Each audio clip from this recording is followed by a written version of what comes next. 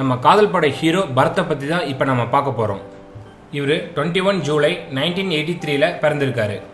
இவருக்கு ஒரு சிஸ்டரும் இருக்காங்க. அவங்க பேரு பிரீத்தி. பரத் சிறு வயசுலயே டான்ஸ் மேல ஓவர் ஆர்வமா இருப்பாராமா.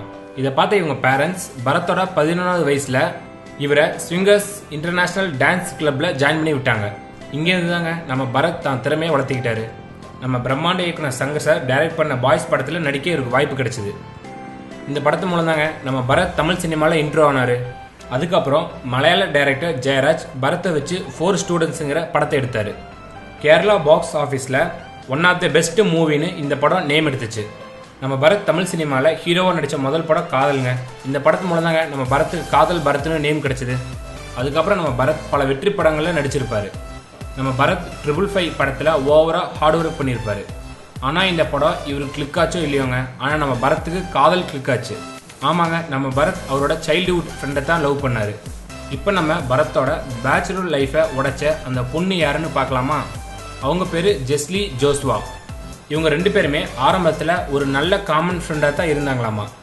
நாளடைவில் தான் இவங்களுக்குள்ள காதல் ஏற்படுச்சாமா. நம்ம ஜெஸ்லி ஒரு டாக்டர். இவங்களோட சொந்த ஊர் என்னன்னு பார்த்தா துபாய். இவங்க ஸ்கூல் படித்தது எல்லாமே துபாயில் தாங்க. இவங்க சிறு வயசுலேயே தான் ஒரு டென்டல் டாக்டர் ஆகணும்னு ஆசைப்பட்டிருக்காங்க. அதுக்காக தாங்க இவங்க இந்தியாவில் இருக்க ஸ்ரீ ராமச்சந்திரா டென்டல் காலேஜுக்கு படிக்க வந்தாங்க. ஆனால் வந்த இடத்துல நம்ம பரத் மேலே இவங்களுக்கு லவ் ஏற்பட்டுச்சு.